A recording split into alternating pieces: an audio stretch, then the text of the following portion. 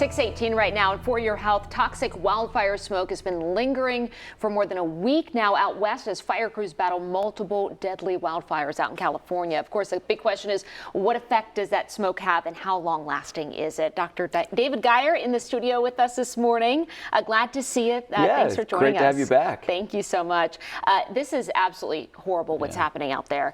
And the smoke, we were just talking for people who are high risk, right? Have, immune deficiencies. I mean, this is just not good news for them. It really isn't. I mean, it's not good news for the health of anybody. Right. There's no safe levels of wildfire smoke, and we can talk about why, but especially when you're talking children, when you're talking elderly, talking people with pre-existing medical conditions, especially lung conditions like asthma, even pregnant women. All of those are at much higher risk for some of these health effects from the smoke.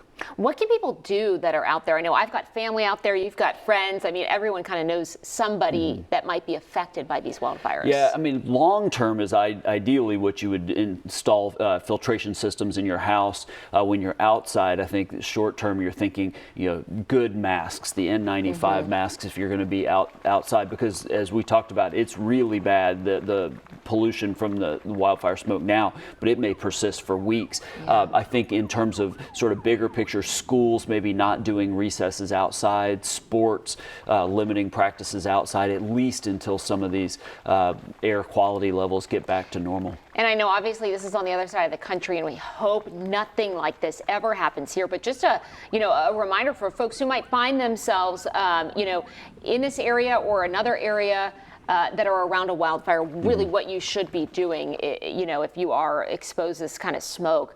When you say, before, no amount of wildfire smoke is good for anybody, talk about, some of the research that you were looking at. Well, part of the problem with wildfire smoke, especially when it gets to LA, when you're talking about burning buildings, is what's getting up into the air. The fine particles, which are the biggest risk I'll talk about, but there's these volatile organic compounds, carbon monoxide gases, there's heavy metals, benzene, but those fine particles, these liquids and solids, about 1/3 the diameter of a human hair, that get into not just our respiratory system, but our bloodstream, have been associated long-term with heart attacks and strokes and heart failure.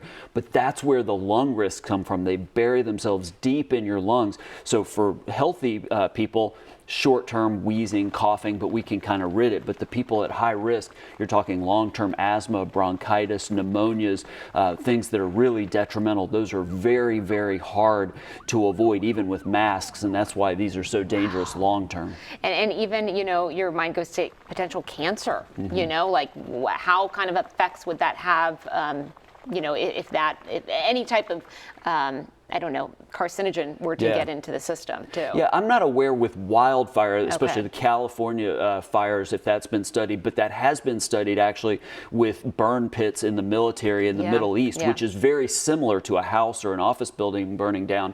And there have been a number of cancers linked to that. So that certainly is a risk. We probably need more data for that. But all of this is potentially a concern. Of course, we're hoping these wildfires are extinguished quickly and the smoke, dissipates, because, it's just horrible out there. Dr. David Geier, thank you so much for joining us. Thanks.